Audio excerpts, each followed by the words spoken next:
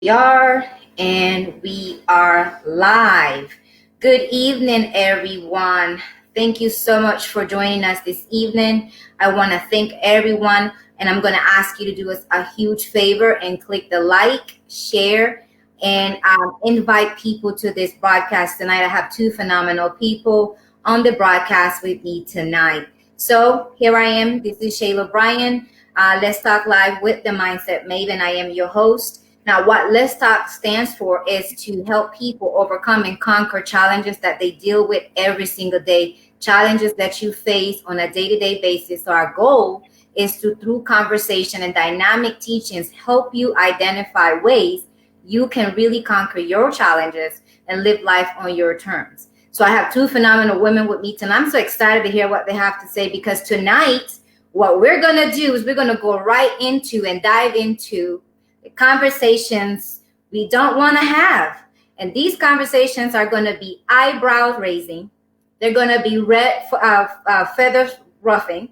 And most importantly, they're going to be uncomfortable. But I'm ready to have it. Ladies, are you ready to have the conversation tonight? Let's go. Let's get it. Miss Simpkins, can you please tell us who you are and what do you do? Well, hello, everyone out there. My name is Tanisha Simpkins.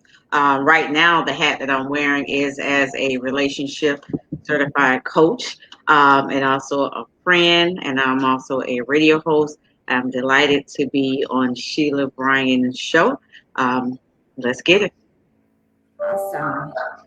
Miss Forbes, please tell us who you are and what do you do? So, my name is Danielle Forbes, and thank you for having me. I am an author, speaker, talk show host, relationship expert.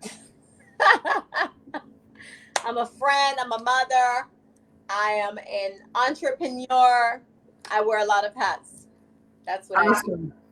Awesome. I love it. Thank you both for being here with me tonight. You could have been anywhere else, but you chose to be here with me tonight. So we're going to have I'm going to ask you a series of questions because I feel like over the last few months, of course, most of us have been pinned to our couches, our homes, we've been confined in environments. And I've been really on the social media platforms more than ever before. And I've seen some things that really, I don't know if you guys have noticed it, but I've seen some things that really make me question and wonder what society are we living in? I mean, what's really going on?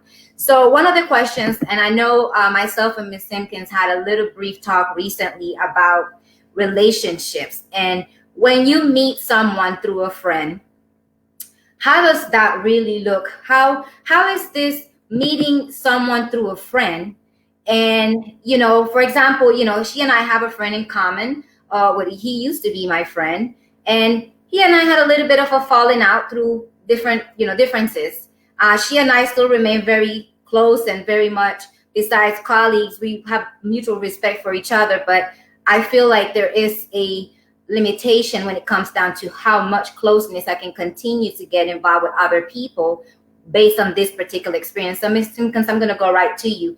What exactly is your feedback when it comes to the experience that we both have with this mutual friend? Do you feel like as I share things with you regarding this experience with somebody we both mutual with, is it part of our friendship and your friendship with that individual to have a conversation, to let them know what's really going on and how I feel and what I've shared with you? That can be very difficult because it puts that person or me or whomever in the middle. If you or Danielle has a friend that I like, and if everything is going well until something happens. And then when that something happens, then it's like if that person is in the middle, say me, well, what do you think? And the other person, what do you think? Or maybe they should know this, or the other person thinking, well, maybe they should know that, you know, type of thing. So it puts them in the middle as to, they say there's three sides to every story. That person's side, that person's side, and then the truth. So if one person's story is totally different than the other person's story, it's like, okay, this is my friend, but this is my friend. What do I do? We then as a person, as a friend, you have to be strategic enough to say, okay, well, how can I resolve this that they both walk away, or they've already walked away, or they both are okay with each other, or maybe some type of closure. Okay. So you're saying in so many words, you just want to stay out of the entire thing because obviously we met mutually, but for you, it's not something you can make a decision on when myself and this individual just had a falling out. You just want to stay neutral. That's what you're saying? No, not stay out of it completely, because that's just like saying, like, hey, do what you're gonna do. Because everybody has emotions, everybody has feelings. I don't think staying out of it completely is the best thing, but hearing each other's side is the best thing. But like I say, two sides can be a totally different story as to what may have happened in a relationship or friendship. All right. And also, let me ask you guys a question. If you as a girlfriend or Danielle as a girlfriend tell me one story and the guy tells another story, do we tell the guy, well, no, that's not the story that I heard. I heard a different story. I heard that, you guys were madly in love. And then the guy be like, no, we were just cool. We were just buddies or something like that. How do you handle that? I mean, is it that, you will hurt the relationship of one person, or you would make the other person who just say, no, we're just friends, have some type of guilt? Danielle? That's very interesting. I'm thinking, and I'm just like, a whole lot of, I hate the terms he said, she said, because it gets very messy. You know what I mean? Like all that right there just seemed very messy. You know what I mean? It's like, it got so messy that I kind of got lost in the question.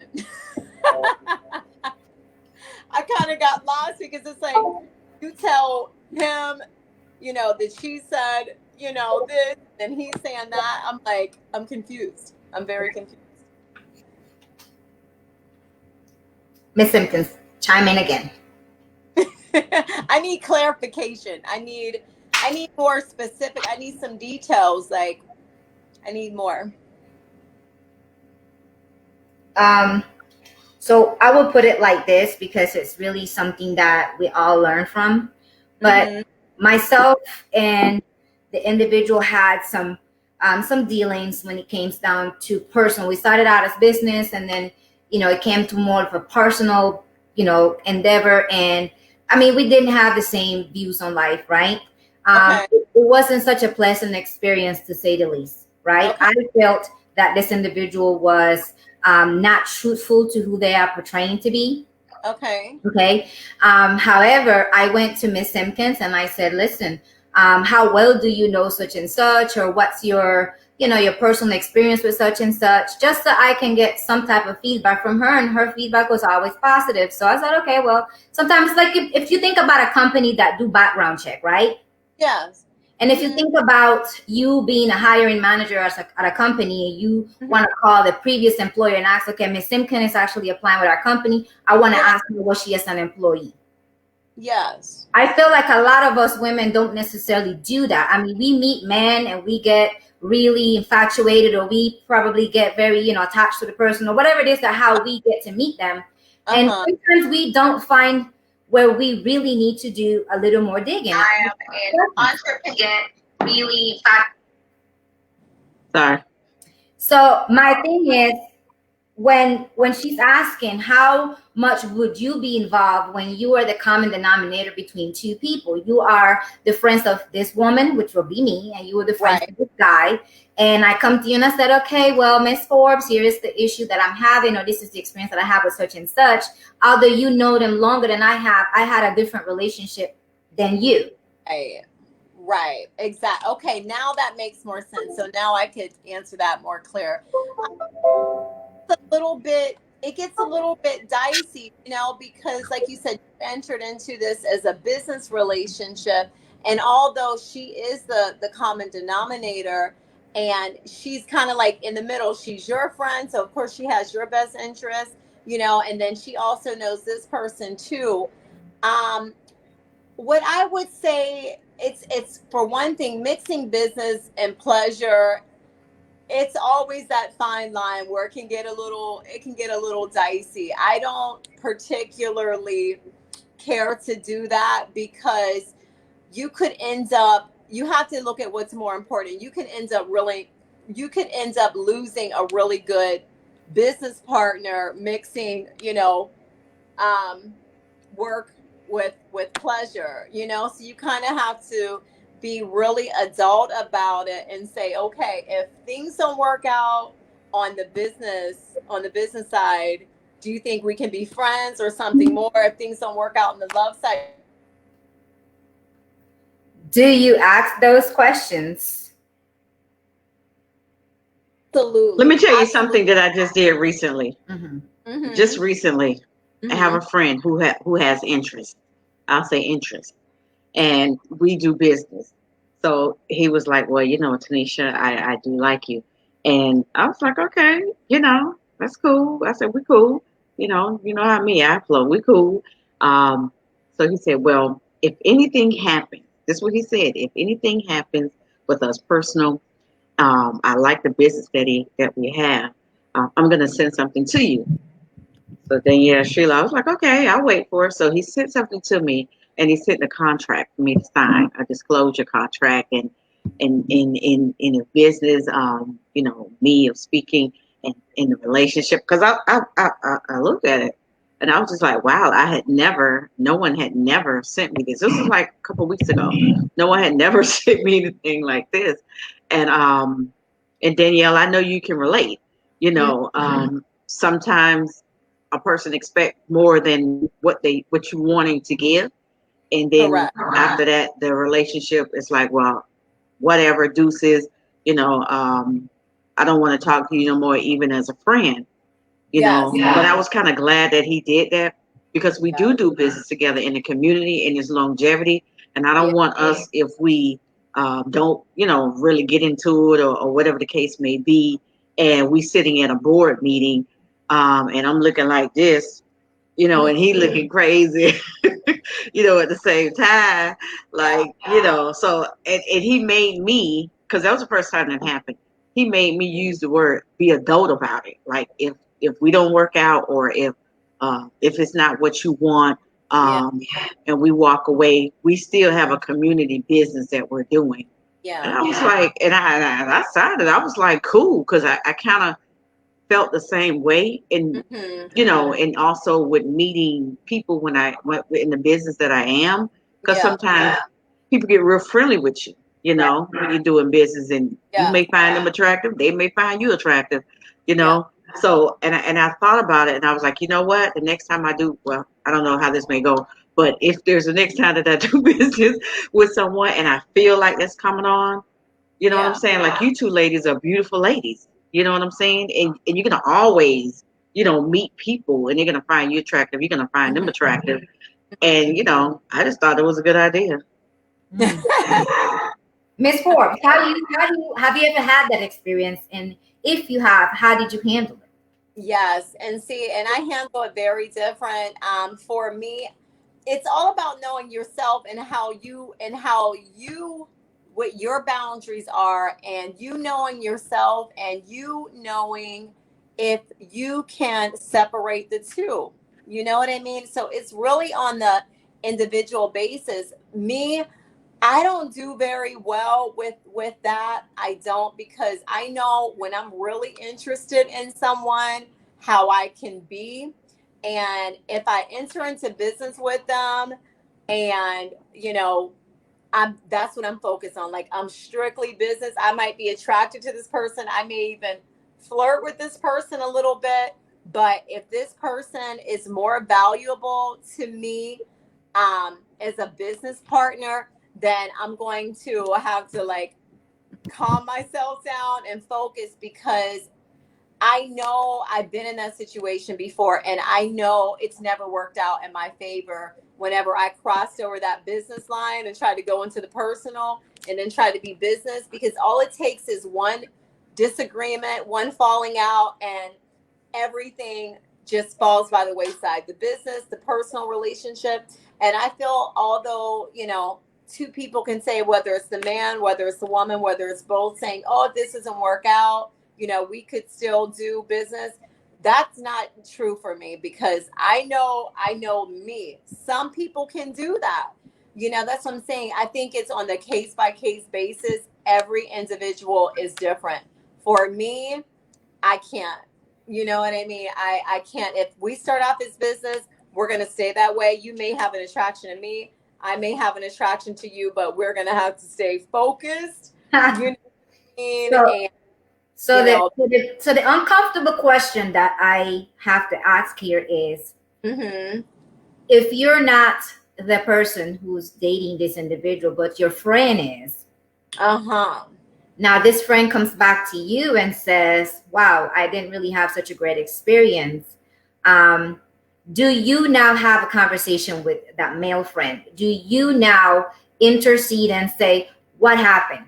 Because a lot of times, most people, and this is what I'm learning, not just because I'm home watching social media, but because I'm literally asking the questions. I've spent the last maybe month and a half or two asking some real questions on my page, and I'm getting a lot of feedback. And I'm talking, and men particularly charge at me. Let me tell you how you know when someone is still hurting and broken, because they just jump at you. They just do this. They don't even take the time to read the post and digest it, but they really charge at you. And I've seen how men charge at me through certain questions. And what I get a lot of times from people is, that's none of my business. I stay out of grown folk business. That's not how I personally would handle it if it's me.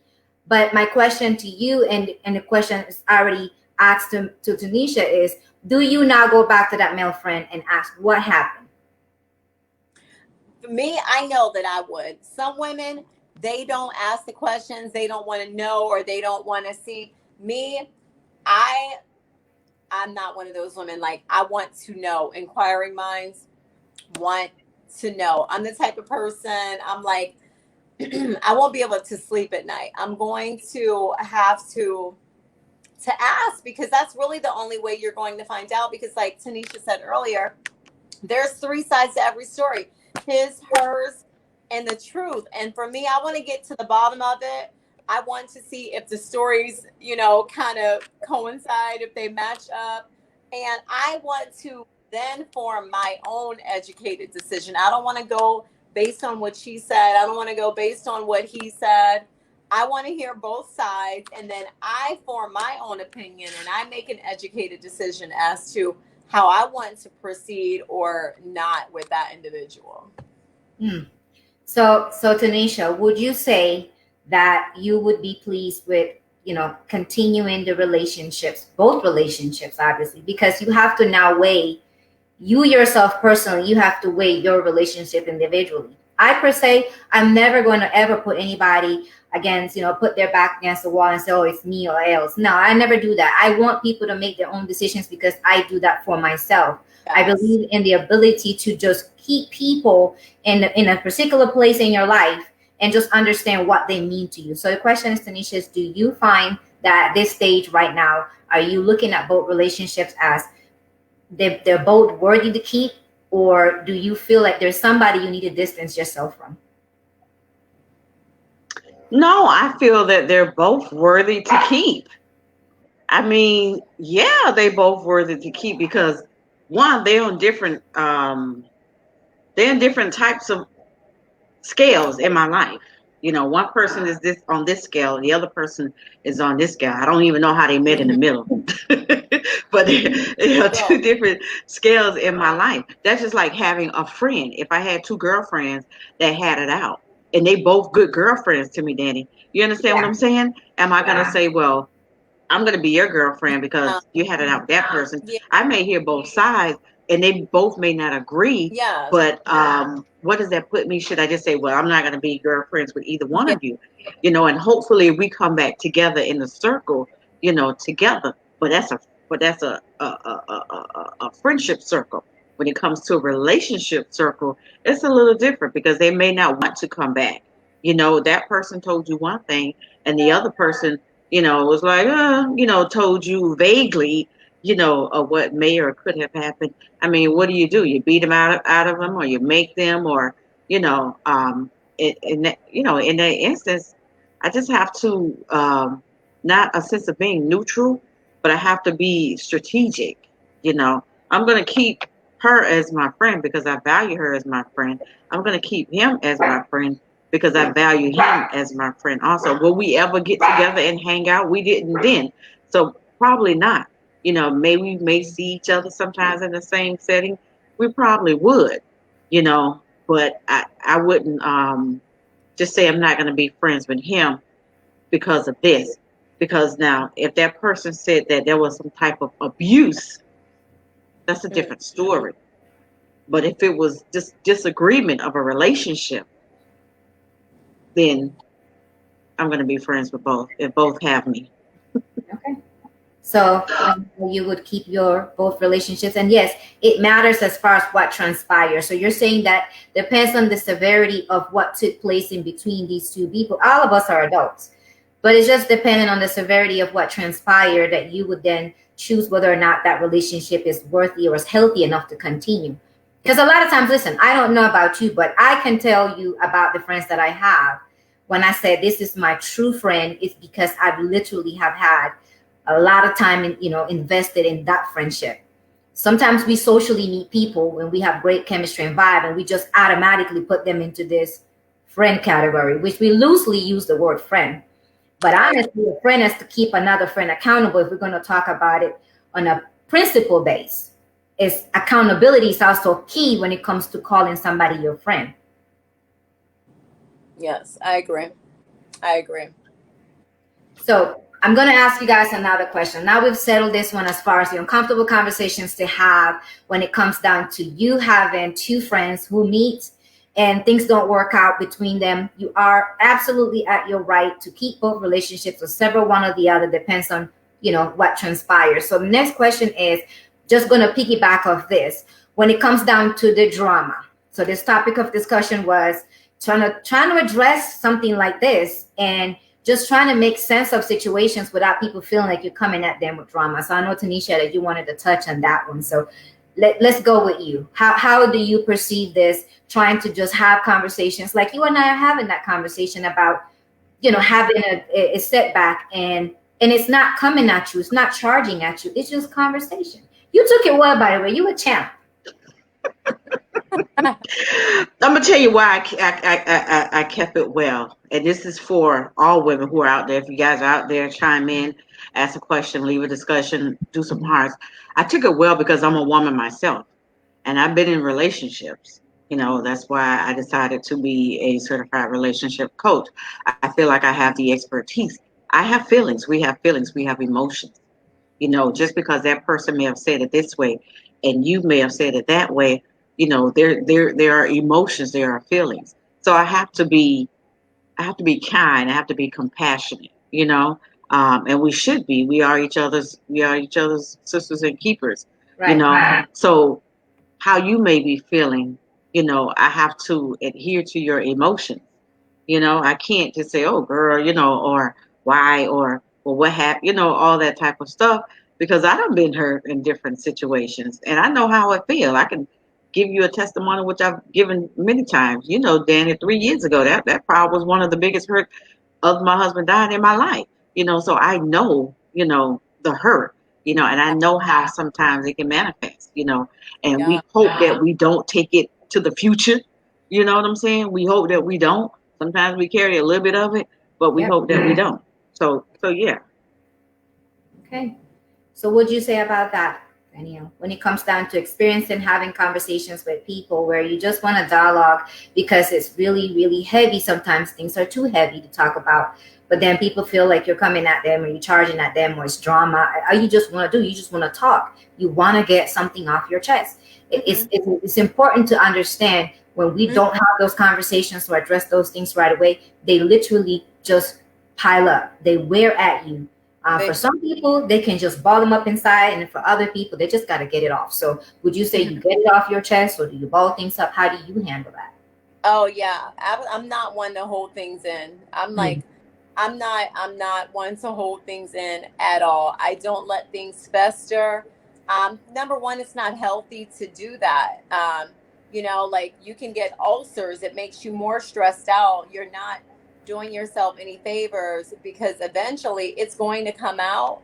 And when it does, it's going to come out all wrong. You're going to, you know, blow your top because you've let it fester for so long. And now, you know, it's no longer a conversation, it's an issue. And when when it does finally come to a head, and you do finally decide to address that person with whatever it is that you've been holding in, that person is going to feel attacked. You know, and you don't want a person to feel attacked, because if a person does feel that way, you're not going to be able to have that quality conversation that you need to have in order to resolve the issue, number one. And, you know, number two, you know, it's all about communication. I'm a strong believer, and you can get anybody to say or do anything if you wrap it in a pretty little package and put a bow in it. You know what I mean? It's all about saying, hey, you know, I'm having a hard time dealing with this, or it's something that happened that makes me feel like this.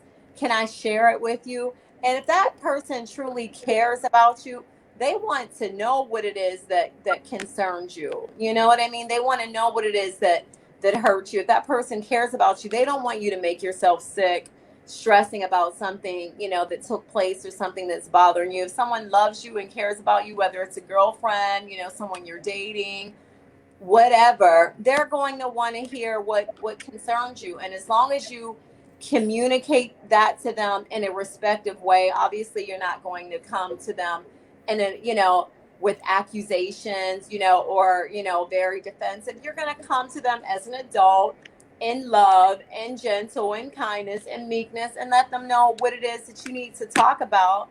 And hopefully you will set the tone and have a quality conversation, and that person won't feel attacked. That person will be able to listen to you, and you'll be able to resolve the issue. So I don't believe in holding things inside, because like I said, it's not going to help the situation, and eventually it's going to come out, and it's going to come out all wrong. So me, like, I address things right away.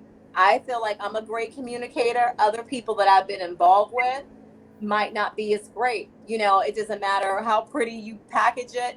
That person might always feel like, oh, you're trying to argue, or you're trying to accuse me, or you're trying to criticize me.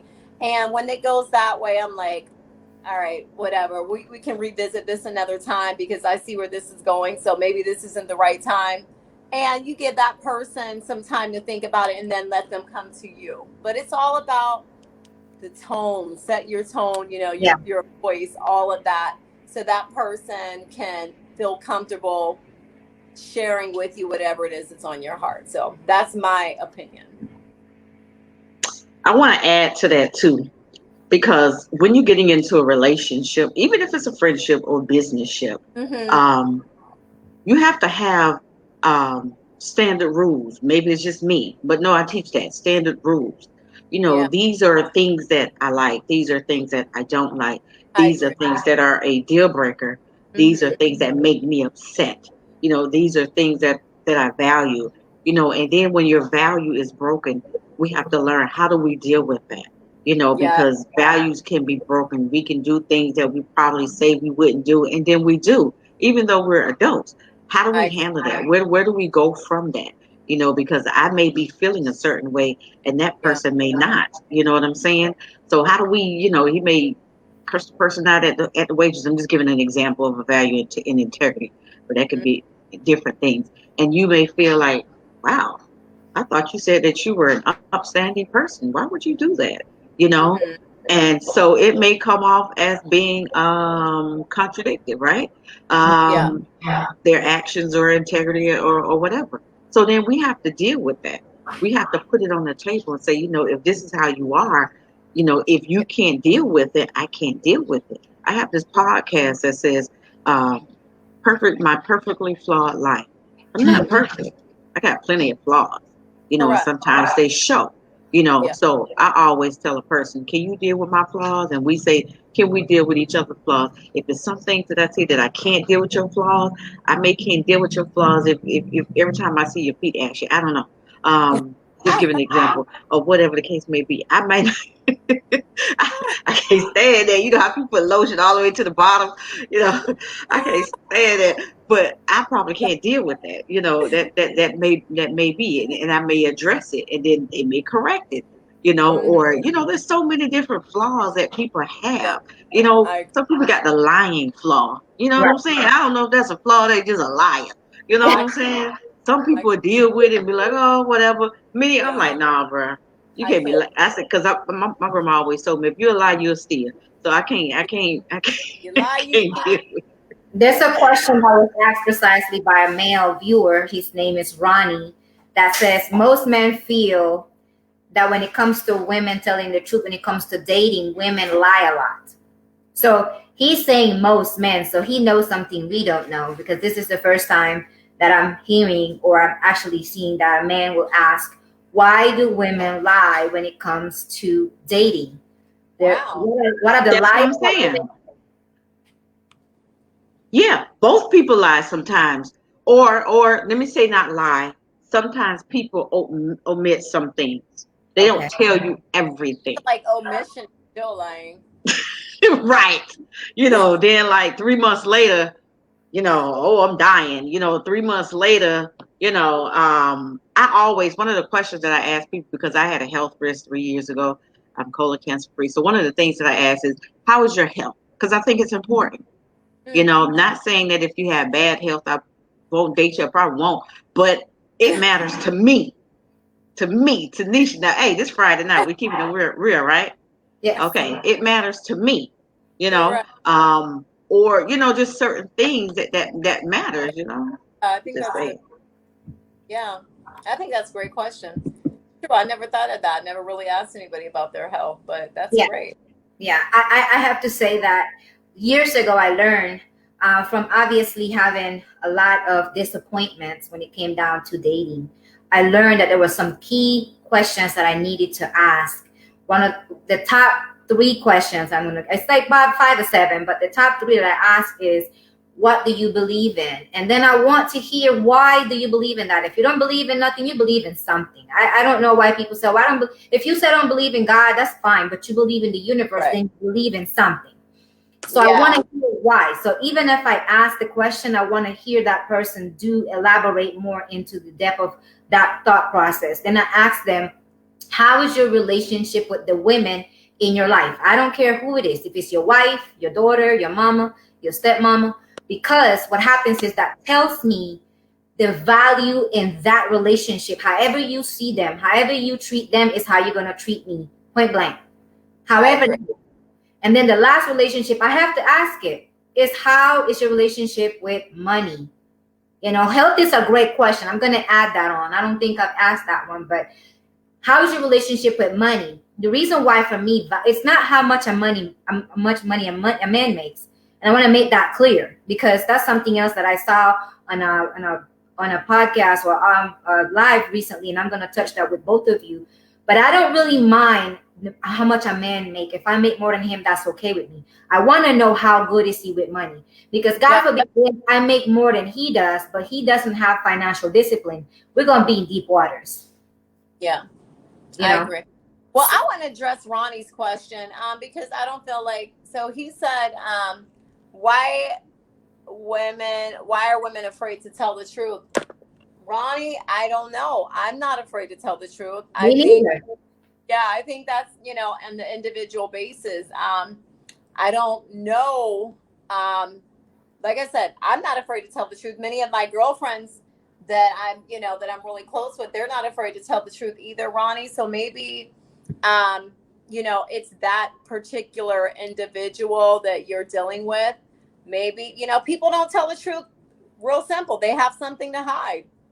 I don't know what they're hiding, but if you're not telling the truth, or you're lying about something, or you're omitting something, like I said, to me, omission is still lying. True. And, so for me, I tell the truth because, number one, the truth doesn't change. If I tell a lie, I have to keep remembering that lie. Then I got to tell another lie to keep up that lie. And eventually it's all going to come crashing down. So me, I hate lies. I don't tell lies. I don't deal with people that lie. So Ronnie, I think it maybe that individual, maybe that person has something to hide. So it sounds like that sounds like a good conversation for you and the woman in your life. So I hope that helps. Hey, Ronnie.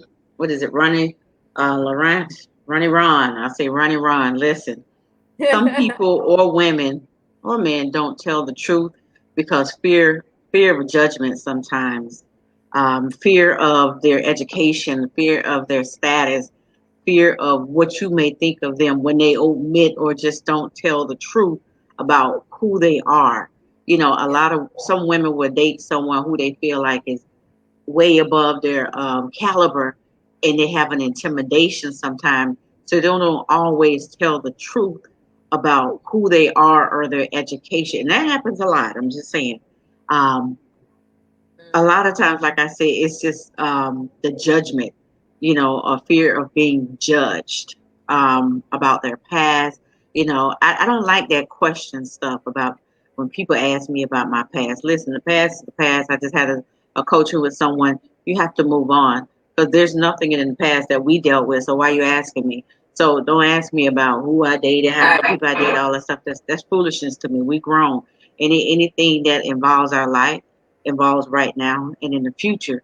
So whatever you know right now is what you know right now. That's all you need to know. That's a good thing. I may ask some questions. Depends on where we are, where we're going in that, relationship. There are going to be some things in the past. And I say, why would it matter to me? Because I was talking to someone a few years back, and I asked the question, what's your belief system? And the person told me they believe in God because they had a legal situation and they were in court and the Holy Spirit showed up and God made a way, blah, blah, blah. So I'm thinking, okay, so this person seems to be sound spiritually because they have something and they have a reason to testify why they believe in God. So needless to say, within the 3 months or around the 3-month base of this us talking or just getting to know each other, this person showed a side of them that made me wonder whether or not they truly believe in God, because that behavior was pretty scary. So you can't really tell how a person is until you get through the process of getting to know them. And they can tell you anything up front, but time promotes and time exposes people. It's my motto. It's just how I live. So some questions in your past may trigger and change people' perception of who you are today. We all know how that works. I mean, if I've known you for 10 years, more than likely, I just know you from 10 years ago. I still see you the same way. But if I just met you yesterday, I don't know nothing of you. So I see you and I value you, and I more than likely have an esteem towards you because I just met you, right? So there's a difference in how we're perceived and how people perceive us. But when we're talking about relationships, since it's something that both of you have as a strength, I want to make sure that we emphasize when it comes to that question that Ronnie has, which what Danielle said as well, is that you can pinpoint the individual, and whatever issue you have with a woman that's lying, that's that person. You're going to have to either, if you like them, take your time and pay attention to their behaviors because they will reveal themselves. Or if it's just a little, one lie, and that one lie has some type of validity, which no lie is good lie, but sometimes we just have to say some things at that moment. But to keep it moving. Let me say a little something. Okay, we're all striving. We're all I don't know. I would say we're Christians or we believe in God and so forth, and we're all striving. I'm not going to say that I haven't made any mistakes, because I have. I would be a liar, if I hadn't made any mistakes along my journey, even as a woman, even as a woman who teaches the Bible and who does Bible studies on Wednesday, and all of that. We make mistakes. We sin. When we sin, I don't need. If I'm doing something wrong, Danielle, I need you to say, hold me accountable. Right. Hold me accountable. If that person can't be held accountable, if you can't approach them and say, hey, you said you're drinking too much. Every time we go out, you're drinking too much. I'm just using that as an example or whatever it is. Hold me accountable.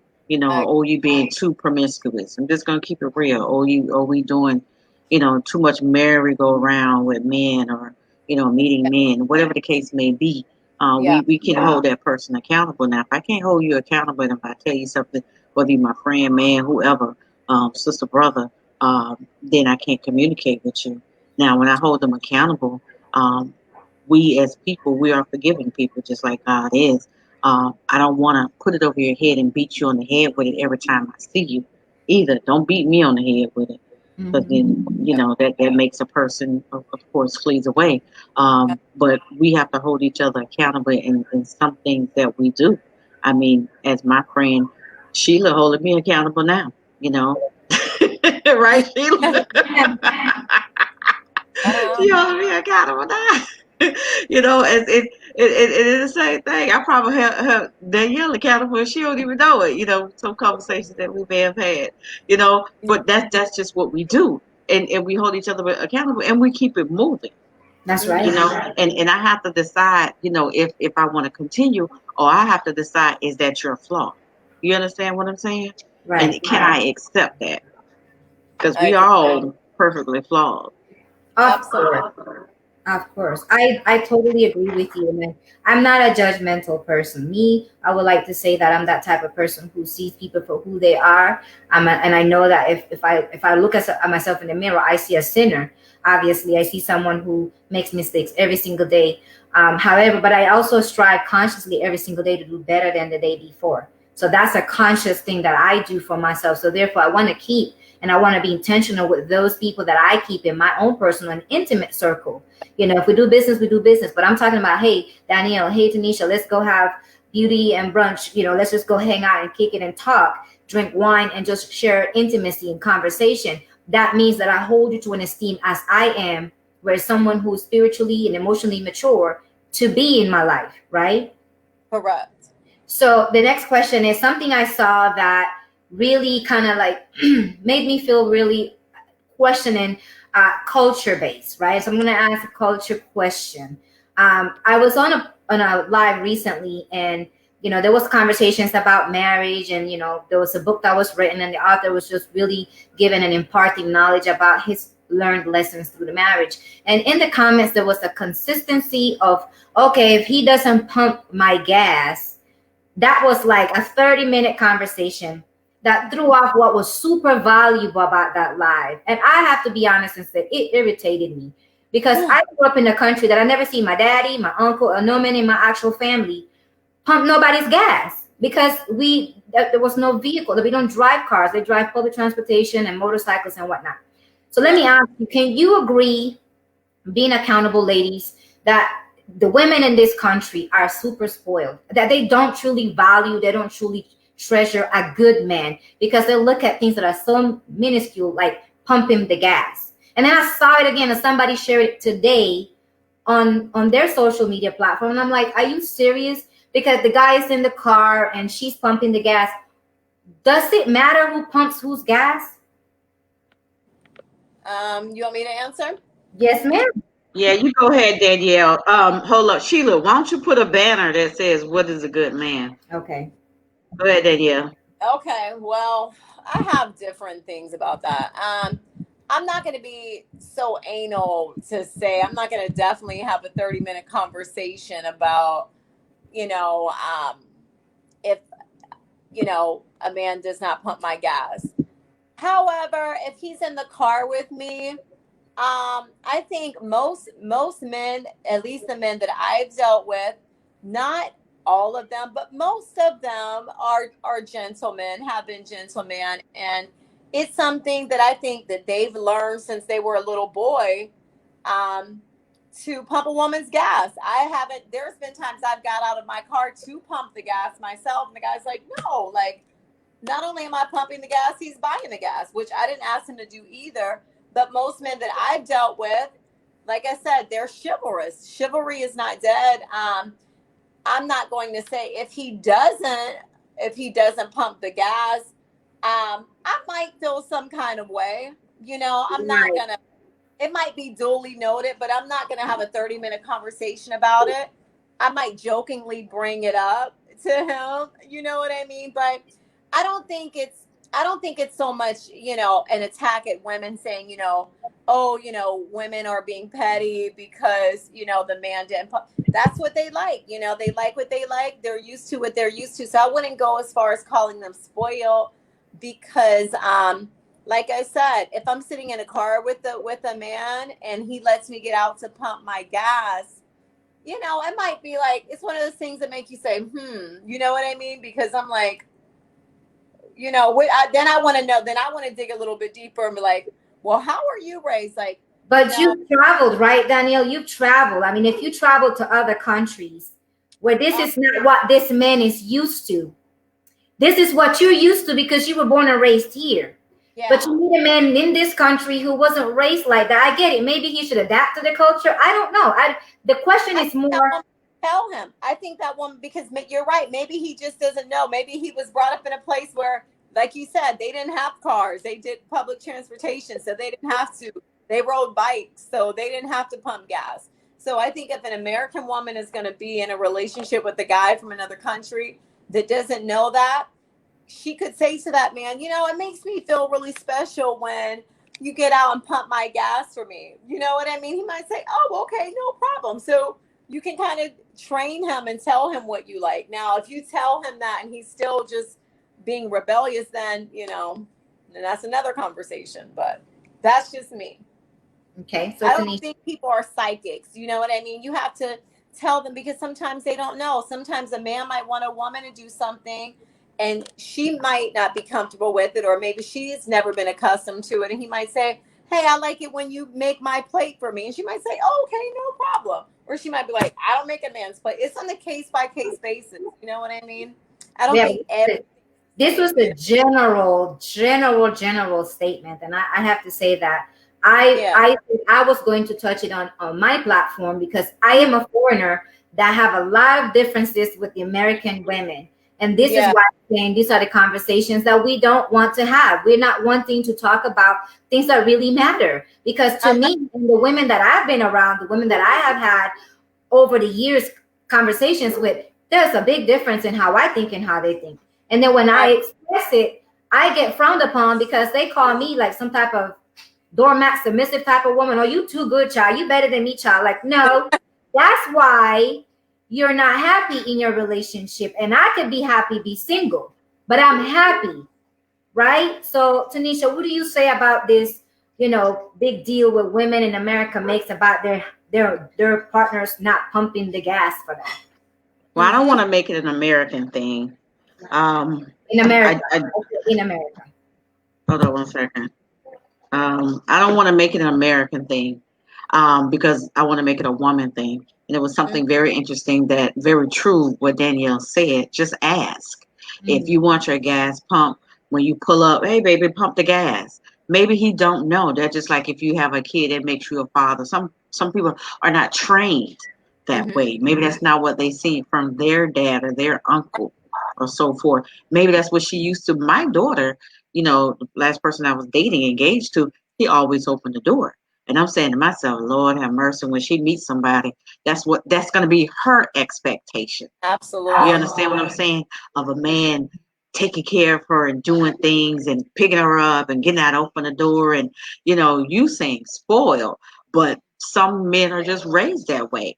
I went out and they got out and opened the door, and some just sat there and unlocked the door. Was I mad about it? Absolutely not. Because that's just how they are. Does that mean we're spoiled if they do it? No, that's just their nature. That's just like Danielle said about food. If it's my man, I'm gonna fix his plate. That's me. Now another woman might say, go in there and fix your plate. The plates are right there. Get that paper plate. They might do that. But that's them. Everybody does things in their own way. But if he wants it, he should say, well, honey, can you make my plate? That's it. Now, if she say no and I ain't making no plate and all that stuff there, he might have a question about it, But I like a gentleman. That's just me. Open my door and I'm fine with it.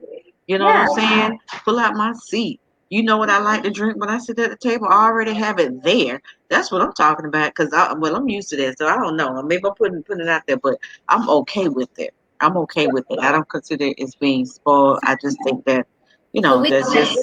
that practically we I'm as spoiled. women I'll be are the not first to admit I'm expressing. spoiled brat. Yeah, you are. She Well, we know is. you are. We know you are. So what we're saying is the conversations that we're having when we're dating, a lot of times we're not having the right Yeah. conversation. So we're not asking the right questions to this person, like, okay, well, what is it that you like and what don't you like?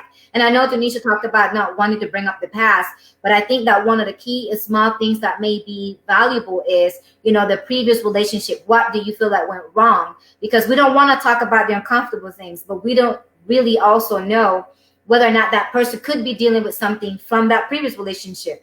Because a lot of times we could be quote unquote in this healing phase. We're in a times where you can see it's really popular being in this, chakra alignment, healing and yonis and you name it, the yoga, all of these great Reiki and all this stuff is fantastic, right?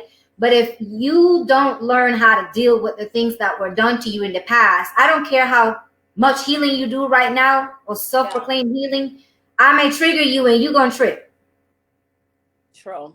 I'm gonna trigger you and you're gonna trip, and you're gonna snap on me and I'm gonna look at you like I thought you were in your healing phase. True. But how long do we stay there? Yeah.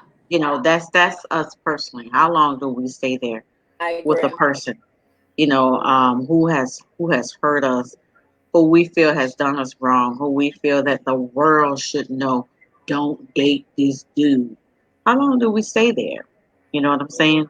Because if it wasn't, he may not have been for me. He might be for somebody else, and that may be a good sign, or for me and for him. But how long do we stay in that position of anger or on being mad?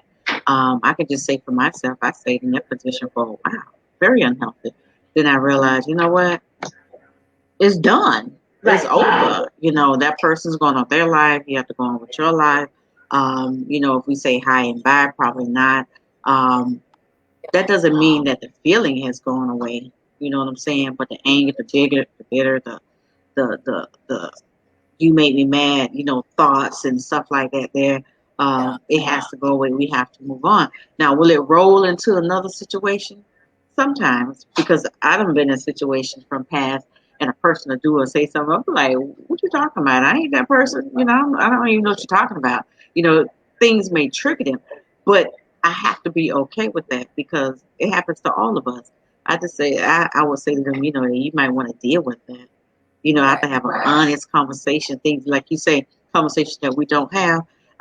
We have to check that person. Listen, I know what happened to you and Keisha and Juanisha and whoever, but I'm not that person. So you're not going to treat me that way. Because for me, the first time a person That's it for you. Right. Yeah. Mm-hmm. What's it for you? What would you say that is like that's non-negotiable? I have a lot of non-negotiables. Ooh. I have, to name a few, I'm with Tanisha. Don't yell at me. I don't like that. Because you don't need to yell at a person. I'm not a yeller. You know what I mean? There's no need to raise your blood pressure. There's no need to make a person feel attacked or belittled. You can have a conversation with someone. Like I said, you can tell somebody to go jump off a bridge if you say it in a nice way. So I don't like yelling. One thing I hate with passion is if you're in a disagreement with a guy that you're dating and they walk out. I cannot. I grew up without a dad. So to me, I translate that as you are abandoning me, you're leaving me. And for me, I said this to a guy I was dating recently. I said, wow, you must have some really good options that every time we have a disagreement, you're walking out the door. Like, you must got some great options that you just walk out on me like that. Like, you got 5 more of me waiting around the corner. You just walk out because you don't like what I'm saying. I'm like, I don't do that to you. I'm like, how would you like it as if, every time you said something I didn't like, I'm saying, get out of my house. You know what I mean? So for me, of all the things I hate, one thing I do not like is just walking out. And that doesn't just go for a man I'm Just dating. giving up. Anybody. That's rude. You know, it's like I equate that's like hanging up. If I'm having a conversation or, you know, we're having a disagreement, you just hang up on me. I'm like, huh? That's rude. Hanging up and walking out. I'm like, I'm not calling you back. I'm not going to keep walking, you know? So for me, those are major deal breakers. Okay, so do you have these conversations in the beginning of? Okay, so you kind of lay out the do's and the don'ts when you meet somebody and you have the chemistry and you feel like, okay, there's a possibility to continue to date this individual. Yeah. So there's something that I also think that is important that we bring up about, you know, because tonight we're talking about the conversations we don't want to have. We just, I noticed this a lot, that people just want to be in the happy phase. People just want to be in the whole lovey-dovey, romantic, and for whatever reason, when things get tough, it's more than ever before. This society, this type of millennial mindset, microwavable, fix it right now or else, people tend to jump ship. Yeah. You don't want to go through the hard, you know, times of dealing with the challenges, dealing with the hardships of your relationship, whether it's your romantic relationship, your girlfriend, your children, whatever that might be. You have to, in order for that to be a strong relationship, you have to deal with the conversations you don't want to have. You got, because they're going to come now or later. They don't go away. Problems never go away, right? Yeah. So another thing that I wanted to ask the both of you, as far as, you know, relationships with your friends, maybe your female colleagues or whomever, do you keep them accountable to how they treat their mates? How do you absorb their treating their husbands or boyfriends or significant others? Which is one of the posts that I made today, is how are we treating our Black men? We're hearing so much about the Black men nowadays. Is how do you feel that you're seeing a Black man treated now in these times? That's good. You want me to answer or Tanisha? I can answer. I feel like they're winning, you know. They're winning to me. They have a lot of options, you know. How do I treat them? I'm like this. I think one of you said it. If I meet you and you want to date me, your first criteria is that you have to know you have to be able to take care of yourself. Yeah. I ain't telling, I'm not talking to you or dating you for you to necessarily take care of me. I need for you to be able to take care of yourself. That's our first criteria. Take care of you. That means you have to be able to take care of yourself financially. You know. Now along the way you want to do gifts and all that spoil stuff. That's fine. But be able to take care of yourself. That's one of the criteria as far as a man, a good man, or how they out there. But I feel like they're winning. They have a lot of options, and some of them have options where they do walk away. Like, well, shoot, Judy liked me too. I go call Judy. I just hit somebody up in the DM. They responded. Let me go, see what they're talking about. That's if they walk away or whatever, I'm done, because that means that you will walk away in the relationship. To me, that means you don't want to have any type of resolution, and that's the conversation that we have to have: is how can we resolve this? That we have to be able to have some type of conflict resolution, because they're gonna come.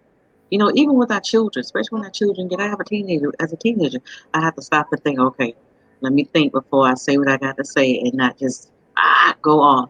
Let me have this conversation. And it can be a tough conversation. Sheila, it can be a tough conversation, but I gotta have it. Yes. Danielle, how do you see the Black men treated nowadays? You said the Black men or the Black women? Black men. How are Black men treated? Black men. I can't say they're treated one way. I think Black men are treated. That's definitely a loaded question. They're treated all. I'm talking about among your peers. I mean, for what you can say, you have, literally picked up on among coworkers or whomever. Like I've had chatters with women who complain. Some things they complain to me about. I'm like, really? Like your husband fell asleep on the couch. The man worked all day long and he tired, so he fell asleep on the couch. And you really like, worried about why that he came, and they started create, women create all type of stories in their head. But I've been around women who have, from my observation, good husbands, but they don't know what they have because they're not in my single woman shoes, obviously. So I have to kind of check in and say, girlfriend, you have a good husband. Yeah. Again, for, a lot of my girlfriends are single. By choice, you know what I mean? Definitely by choice. Same with me, it's just like, it's a different day. It truly, truly is, because it's really tough, because to say how a Black man is treated, I'm like, how are Black women treated? That's what I really want to say. Well, let's talk about it. How are Black women treated? Not that great. Okay. Like we let's should talk be. About it. Not like we should be. I think because there are all around the world, women are, the women outnumber the men. And I think men they kind of feel like they can kind of be like kids in a candy store. Like, they can have a great woman, beautiful woman. This woman has everything going for her, everything. And he'll step out thinking like, oh, if I can get her, I can get, I can get anybody. You know what I mean? And I don't think Black women, or women in general, not just making it about Black women, but a lot of Black women are not cherished as they should be. I feel like, a lot of Black men want to be cherished. And I know it's not easy being a Black man. It's not easy being a Black woman either. It's now more than ever. This is a conversation that can go on for hours and hours, because number one, it's a different day. A lot of it has to do with music. You have the millennials versus Generation X and the baby boomers, all these different things that come into play. And that brings us where we are today, and why women aren't treated with respect or aren't cherished. There's not a lot of people out there that even still have the same morals and values as you do, hypothetically speaking, or have morals and values in general. Like, people are so interchangeable, they treat people like so disposable, like, okay, this doesn't work out, I can go get another one. And so like I said, that conversation, I think you'll have to do like a part 2, 3, 4, 8, you know what I mean? Because it's a lot. Yes. It's a lot.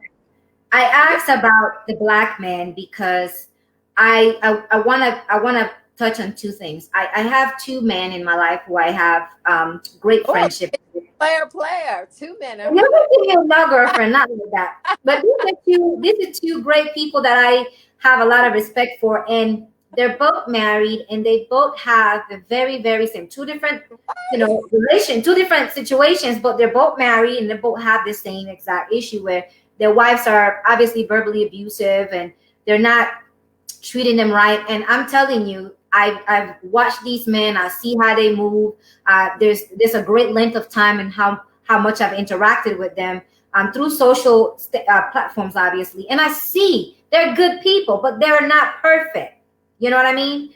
But these women that they have as wives do not treat them fairly. So going back to the question that Ronnie had, that he had asked a little while ago, that men are feeling a certain type of way about how women are. So what both of these men have in common. So let me touch on the point.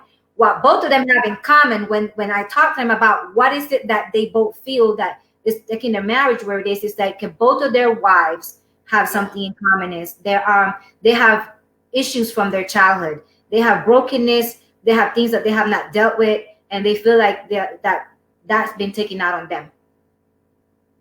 So go ahead. Yeah, that's what I was actually going to say. I was going to say, it's a like going all the way back to the beginning. There's his side, her side, and then there's the truth, because you're getting one side, you're not getting that woman's point of view. You know what I mean? Because these two men are your friends, and they're coming and saying, oh, my wife did X, Y, and Z. I'm like, if a man comes and tells me that, my next question is, well, what did you do? Why does she feel that way?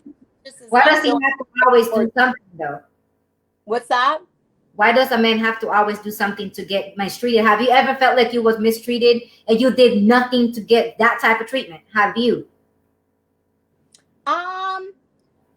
Yeah, but that's how I could feel. But I feel like for every action, there's a reaction. Maybe it's an overreaction, but it's like if I do something and I don't think I'm wrong, that doesn't mean that it wasn't perceived. If a man says, "Oh, when you said this, it made me feel like that," and I can say, "Oh, wow, I had no idea that made you feel like that."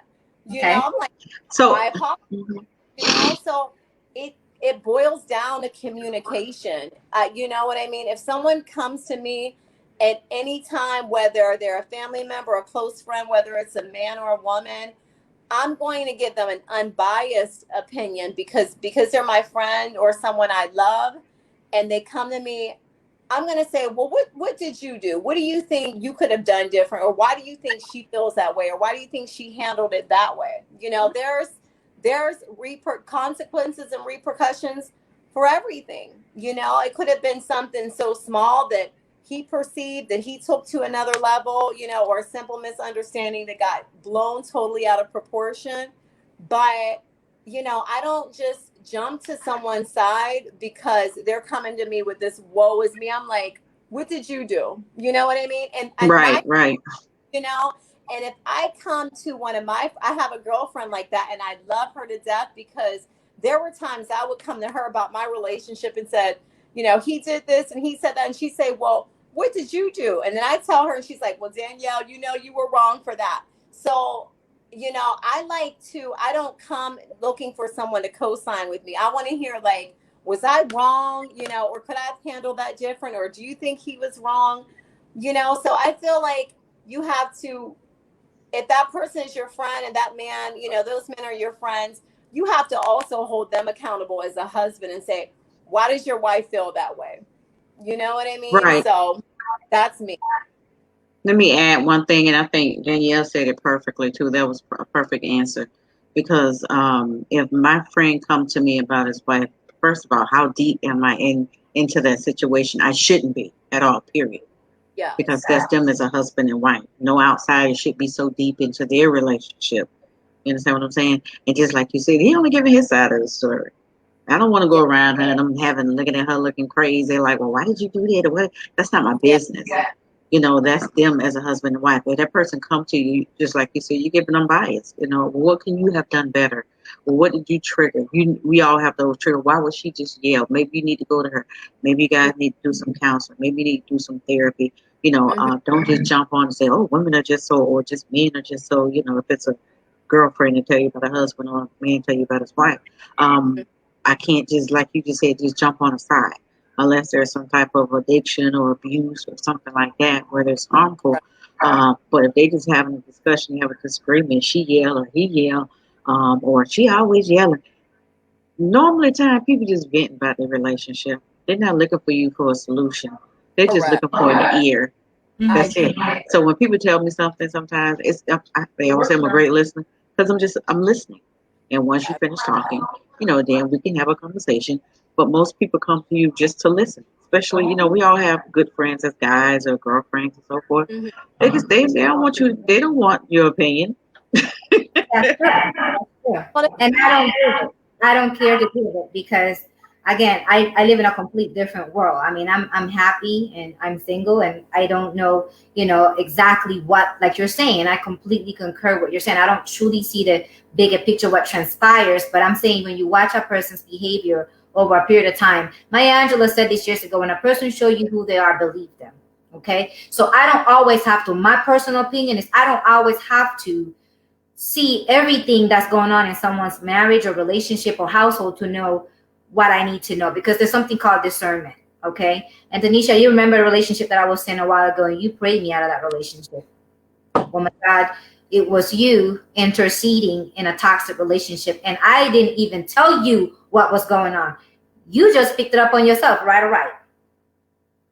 I never told Tanisha what was truly happening in that relationship. She just so happened to be with me. And she picked up some things and she said, yeah, this isn't for you. She didn't have to get his side of the story. So we have, that's why I'm asking this question, because we don't want to talk about it. Or sometimes you want to say, wait a minute, maybe he's making an excuse. But I go back to Adrian Carter released this book, Let's Get Married and Do Everything But Make It Work. And in that book, I highly recommend, that book is pretty digestible, right? But in that book, he started to talk about it. Also in the live he did in one of his interviews about his book, he expressed that drastically enough, the men are the ones who have a higher volume of domestic abuse that's not reported. I did not know that. So I had to go do my own little digging and reading, and he was actually right. He's a student scholar, so I'll take his word for it, but I still do my diligence. And he's right. We women have a lot of empowerment movements, like how three of us are here. We have a lot of things going on a day-to-day basis. So we do not see what men go through. We drown out a lot of the issues that men suck up and deal with and have to live through, because we usually see each other. And it sounds like both of you just did that just for a second. Well, what is she dealing with, or what? Hold up on that statement. Okay. I don't think we drown out. I just think that they don't be honest with us to tell us. I agree. When a man gets sick, he ain't gonna tell you nothing until you're almost dying. I agree. You know, certain things they just don't verbally say, hey, I had a hard day at work, this is what happened. They don't verbally say that. They're just, how was your day? It was all right. How you doing? I'm okay. You know, if it's not that type of person, some people are communicators. If I ask, how was your day? Oh, this happened. You know, or you go into it, and then someone just know and they suppress it. It's not that we don't care. It's just that we have to communicate. You have to tell me, because if you ask us, a woman, how her day is, she's gonna tell you. Oh, yeah. Here's an old child, Susie, who's in cubicle, what you call her, you know, the flight attendant. Oh my God, she was just so annoying today. You know, the person came in about their bill. They kept going. We're going to do that. They're not. So we have to see the signs in them. We have to see if they're distancing. We have to be vigilant if that's our person, you know, if that's our man, and then go into a deeper, you know, hey, I noticed the other day that, you know, this and that, and, you know, you was kind of quiet, or you usually do this, or why you're not hanging out with your friends, or you're drinking too much. We have to be the one that sometimes present the issue to them for them to talk. So it's not that we don't care, and that's for all women, not just black. It's not that we don't care. It's just that most men are not, they didn't grow up to open up like that. Now they are, but they didn't grow up. If you punch them, they grew up not to cry. You know, so them talking and expressing themselves is like a cry. Oh, what you crying about? You know, stuff like that. I agree. Okay, so here goes the next question. When you think about this individual, this man that comes and says, okay, they're in a relationship, but you are that friend. You've obviously been in that person's life before the marriage, so you still have that relationship, right? So that means you know your friend. So that's why I'm saying, and I'm trying to gear you towards more a limited relationship, because they're married now. Well, you know what? Relationships are relationships. We have all labeled them differently. You have husband and wife, you know, man and woman, you know, because they shack up and whatever. And then you have, you know, boo thing and the booze. So we have society labels. But to me, a relationship has its true foundation depends on what it is that you have established it to be. Okay, people can be married, ladies, and I know you know this. That doesn't mean that in a marriage. They can be legally connected to each other, but that doesn't mean they're in a healthy marriage, or they don't mean that they're actually married to each other. So the question is, if you have a friendship, I'm gonna put it that way, okay, to make it comfortable. If you have a friendship, you know, sister-brother friendship with such an individual, a male, for example, and they see you as a sister, and they come and they share that pain with you, they open up with you, right? Now, do you approach that individual, that wife? Do you now conversate with the wife? Do you give your 2 cents, or at any point do you just say, that's none of my business? Absolutely not. If I am married and a woman comes to me about my husband, it's not going to be pretty. Like, okay. that's going to be a whole can of worms because I'm going to go to him and say, first of all, why are you Why? confusing some woman about what is going on in this house? Number one, it's not going to be pretty. I would not suggest that. I know how I would take it. Like, no. Yeah, and as a woman, as a wife, I'm just like Danielle. Well, why would you not come to me? Then I would be questioned. Then that makes that woman feel some type of inferiority to your friend, and that causes friction. Now it's like, well, you can't talk to me, but you can talk to her. Definitely not. And then if she come to me about it, that becomes a divided house. That becomes like now she doesn't really like your friend, but she deals with her, and that shouldn't be. If you're that person's friend, if I'm his friend, I'm just his friend. I'm not going to get between their marriage. If you come to me and talk about it, you come to me and talk about it. That's it, and it stays there. It's not my business to get in. Say, well, I talked to him, and he thinks that, and you should. No. Because I'll be looking at you like, well, who is you? Yeah. Who are you to tell me about my husband? I don't care if you knew him 5 years, 10 years before me. He's my husband. Correct. And Very for good. me, it classifies as an emotional relationship because for me, and a lot of women, and this is very true, when a man and a woman are in a relationship and say the woman finds out her man cheated on her, he went and had sex with a woman, right? And that man is saying, oh, I was drunk, I had sex, I didn't mean, she'll probably give that man another chance. But if as a woman she finds out that that man had an emotional relationship, I knew you was gonna say it. Thank you. Emotion, we cannot handle It hurt the most. Yeah, because we're like, first thing a woman wants to know is how long has this been going on? How long have you known her? And you're like, oh, so this is an emotional. Now you really like this woman. We could care less about sex because in our minds we're programmed to believe like men, they will have sex with another woman. You can forgive them and move past. But if we find out like you're calling this woman, you're talking to her, that's an emotional. Confiding, that hurts. I can't deal with that. I'm like, yeah, that hurts. That's very hurtful, and for me, that's gonna, like I said, that's gonna open up a whole can of, even if I know that woman, even if I'm going into a relationship, a marriage with a guy, and I know he has a close girlfriend like that, a close friend like that, and he's confiding, I'm gonna have a problem with that. I'm not gonna be okay with that. So you would ask that man to end that friendship? I'm not going to say I'm not going to ask that man to end it. Like, I meet guys all the time. They know I have guy friends. They have women friends. But if we're entering into a marriage, and he's still, we're going to have a conversation. Absolutely. Because there's going to be a time we're not going to agree. You're going to not agree all the time, but if I find out you are going and confiding to that woman about what's going on in our house and our bedroom, I'm going to have a major problem with that. Absolutely. So what's the conversation? Let me hear that, because that's what I'm talking about here. This is the conversations we don't want to have. So it's that conversation about, you have male friends. These are the guys that you have a close friendship with, right? Mm-hmm.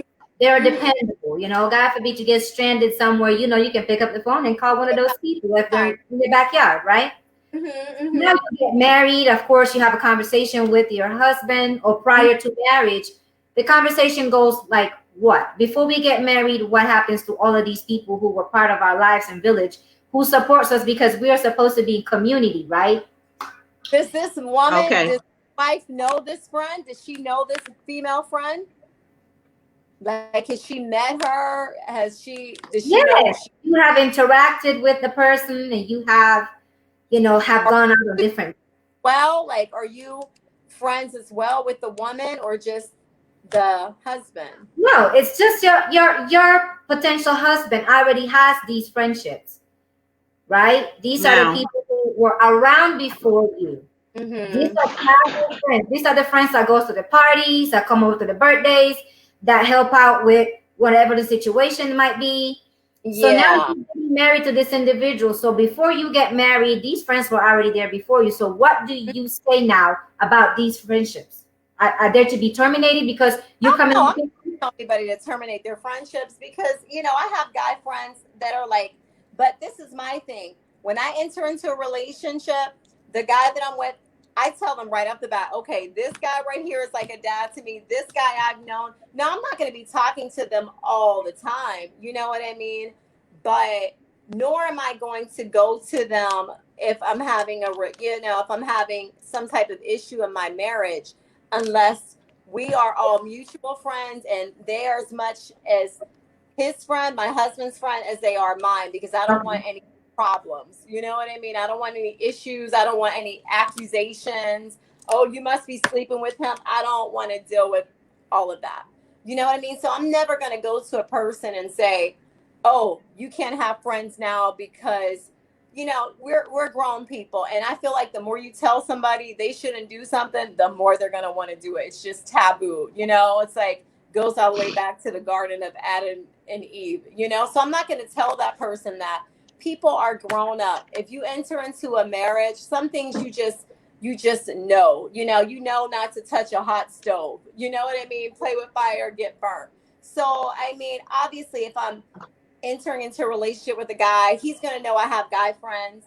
Of course, he has women friends. You're grown up. You've created friendships that aren't just male and female. If I'm a guy, if I'm a girl, I have more than just girlfriends, vice versa. But it's a whole story when there's, issues in the marriage. That's all I'm saying. Great point. Listen, I tell the person, I'm 48 years old. You had friends before me that you've had for a lifetime. I had friends before I had a lifetime. Would I be jealous if you have friends that you talk to? Absolutely not. Those are your friends. Those are people who you communicate with. Now, is there a limit of since you're in a relationship or since you're in a marriage? When my friends, if they tell me that they have dating someone or whatever, I step back. That's what I'm supposed to do. Step back. Because I don't want that person feeling like, oh, why are you always talking to her? I don't want that type of friction because we're not that type of couple. I'm not going to be calling you and say, pick up spirit and do this and do this, do that. Come on my house and do that. No. I would never do that. You know what I'm saying? Because that person is in a relationship.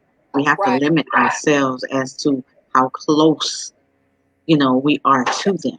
Even though we may have known that person. Well, I've been knowing her before I know you, but that type of thing. So what? That's who they chose to be with. We have to push back. We can't be in their lives like that anymore. Because then, just like Danielle be saying, it become like, that emotional thing. Oh, you talk to her all day, every day? Like, why? Why you not talking to me? You know what I'm saying? Or why are you doing this? Or, those type of situations. And as that friend, they have to be honest enough and mature enough to step back and even without even sometimes telling them. And I don't even do that with my girlfriend. They say they got a man, let me step back. Let me let her enjoy her life. Listen, when it's over, they'll call you. That's right. A friend of mine, when he got married, that was the first thing I said. Listen, you're going to see and hear from me very, very less. And sure enough, every now and then I get a quick message. Hey, how you doing? How are the kids? Great. How's life? Okay, good. So that means I have fallen way back to the point that he has to be the one to check in and see that I'm okay. Because I don't want to text and I don't want to call. And, the wife knows that. She knows who I am. I mean, she met me and I've kind of been around when they were in the beginning stages. But that, again, that respect, you give that respect automatically. You should know already. They're going to get married. They're going to have their own, relationship that is going to require me to have my space back here. Can't be all up in their space all the time. So then that leaves me with one of the, final questions that I want you, to kind of hear both of you, your personal take on when you talk about relationship, when you talk about your preference and when you talk about you yourself. You're saying, I think Danielle said, I'm going to start with you. You're single by choice. Why is it that do you see there's a big pool of women who are single, and we all use that single by choice as the reason why we're single? So for you, do you say that's by choice? No, I'm single by choice because, if I'm in a relationship and some red flags and deal breakers are taking place, like I'm not gonna stick around. You know what I mean? I'm not, like, I have no problem getting, getting a date. I actually have one very shortly, so I'm gonna have to go. You're right, Miss Thorne. But it's for me because when you get of age, those things that you are willing to stick around and tolerate versus ones that aren't. You know what I mean? And I don't use single by choice. I'm literally single by choice because I get to know a person, I have a great time with them. If I see some things that are like, oh, okay, that kind of bugs me a little bit, but but if it's some major stuff, then I'm just like, next. You know what I mean? Like, or maybe it's something about me that person, maybe I'm like, oh, maybe this person wants to try to hurry up and try to sleep with me, and I'm like, no, that's not something I do, right?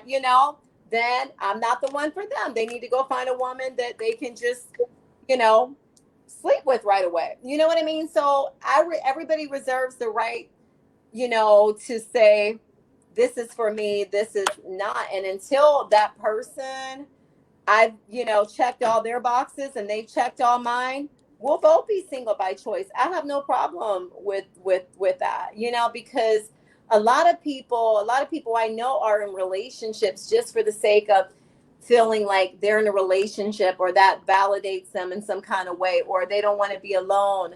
And I've been that person too, until you can get to that point where you're like, you know what, I'd rather be alone than be unhappy or miserable just to say I have someone. It takes a strong person to be that way. I love relationships. I'd rather have a healthy, fulfilling, loving relationship, but until, like I said, that person's checked all my boxes and I've checked theirs, then you got to be single.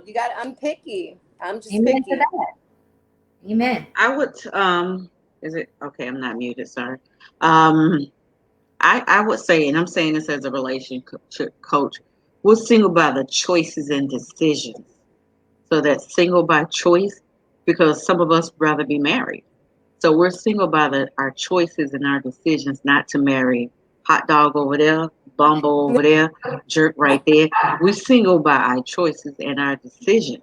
You understand I, what I'm saying? That's why we're single.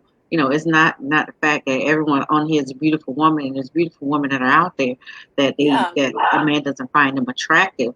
But once they get into a relationship, just like she said, it may be some things that you just don't want to deal with. Like, I can't deal with this, so I'd rather be single right now. But that doesn't mean that they don't have the desire to be married. I have the desire to be married. But I'm single right now. I'm content. I'm not depressed about it. And I hope a lot of women are like that. Don't be depressed about it. Enjoy your life. Most people say, enjoy my single life, whatever. However you want to say it, just enjoy your life, period, and do things. Date. There's nothing wrong with dating. If you're a serial dater, also whatever fits you. There's nothing wrong with that. Enjoy life. Don't sit there and think that. Now, what gets me is that for every man that comes in a woman's life, and I'm talking to the women, we have an illusion that, bam, this is my husband. We done planned it out.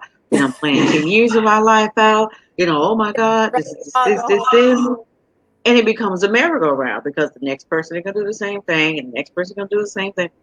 I always say, when guys, and I'll tell you, when guys, well, when we're dating, or if they get into it or whatever, or they're trying to rush, I'll say to them, and I just said this to my friend last night, tell him to just enjoy the journey. Enjoy the journey. Let's have a good time. Let us be friends, because I have to be friends with you before I marry you, because I want to be comfortable enough to say, I don't know, I don't know, whatever, but comfortable enough. I was about to say something real bad, but be comfortable enough to tell you something, that we do for each other.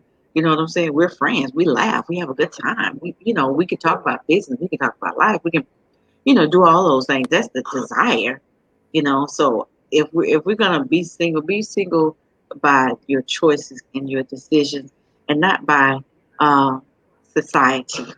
Thank you for listening, Jimmy Bone. not by society, not what society say how we should be. No, we should be living, single, satisfied. All the little quotes that we do. Whatever. Just enjoy life. I If you don't want to date, you don't want to date. But if you want to date, date. Answer them inbox, Chris. Don't act like that. That's the inbox. Okay. Well, I really thank you both for really deep diving into some of these conversations that obviously we know a lot of us don't want to have. I personally can say that I've learned some things. I thank you both. You did say some things that make me wonder as well, as far as how well I'm doing with relationships and how much I need to probably assess and watch my availability to the friends that need to go, hash out their own drama and stuff elsewhere. Because I'm that person. I like to believe that I am that friend that you can come to, that you can find a fixer. Yeah, well, the problem solver. You know what I mean? That's what I believe that I am. So I had someone years ago, for years, tell me all the time that I need to be able to just let people fix themselves. Stop trying to fix people. I agree. They're right. Listen, you should listen. I never knew that's what I was doing. I never knew that I was trying to fix people by literally being available and doing everything that I knew humanly possible to help them, by comforting, by being a company, by being, a support, or whatever it is role that I need to play. I'll play that role in that person's life. And then for some reason that doesn't change, it doesn't fix anything. They still have their same issue. They still have their same drama. And then I find myself drained, tired, exhausted, and resentful to that person, to the point of saying, you know what? I think I've done everything I can, and I don't want to do this anymore, and I'll just really stop. I will just walk out of the person's life. And I'm not even, saying that they've done anything wrong. They just drained everything out of me, and I grew resentment to the individual. But because I wasn't having the conversations, because I wasn't telling them what they were doing to me, right? So that's the reason why I'm saying that now what we want to encourage people is that let's be adults, let's be mature, let's have those uncomfortable conversations. If you're dating or if you're in a marriage and you have issues, drama, talk to your partner. If you're tired and you're ready to move on, just go ahead and wrap it up and move on, right? Don't let me be the one to tell you to just get out the relationship. Get out. Be happy. Like Tanisha say, you want to date? Date. You want to stay single? Stay single. Don't let society tell you that, well, why are you 48 and still not married? That's your business. Period. Yeah. Well, man and dogs. We all women don't share that same sentiment. I don't believe that all men are dogs. I've met some really good men. It's just the wrong timing. That's it. It's okay. Right? Thank you, guys. Well, thank you so much for having me, Sheila. I really enjoyed. It was a great conversation. And my last nugget of a thing for anybody who's listening, just for conversations that we don't have, just make sure that you have. If someone does or say something that rubs you or make you feel emotional, just let them know, and we'll know by their response if they care or not care. It's always in the response. So thank you for having me. Absolutely. So we can find you on social media, and then Danielle, I'm going to get your wrap-up sentiments. Well, the same. I so agree with Tanisha. Communication is key. Communicate. Active listening. Don't just wait for the pause, so you can jump in and listen to what your concerns your partner, what their concerns are, and that's the biggest ingredient. Communication. That's key. So you can do that. You can remember that builds trust. That's the foundation for a lasting relationship. I'm preaching to the choir. So beautiful. How can you ladies be found on your social media? Tanisha, how can people find you on social media? Make it visible that they can see the bottom of our names. Change the format so they can see our names. Okay. I'm talking to you, Sheila. Yeah, you guys can find me on any social media at Tanisha Simpkins ENT, which stands for Enterprises, on Facebook, on Instagram, or you can find Table Talk Media on Facebook or YouTube. I do a podcast on Mondays at 7 p.m. Perfect. Yes, and you can find me at Danielle Forbes on Facebook, The Danielle Forbes Show, on IG under author Danielle Forbes, my website, DanielleForbesProductions.com. That's it. Awesome. I don't know why I spelled your name the wrong way, Tanisha. Forgive me, but I'm gonna share the broadcast, and obviously, you guys I'll be tagging you so that everyone that was watching live with us and that will watch the replay can go back and find you, and inbox you, ask you some questions, invite you on their platforms. Got it. Daniela Forbes. Never mind. So thank you, ladies, for coming on board with me tonight. I really appreciate it. Much love to you guys. Good luck on your date, Danielle. Hopefully it goes well. A professional. Oh, never mind. I'm not gonna say anything that's gonna be. Yeah, be quiet. Just have a good time. Just like I'm about to have a good time. Let's go have fun, and we will definitely hear about it at the next Beauty and Brunch. Amen. All right, there, you guys. Have a great night. Good night. Bye-bye.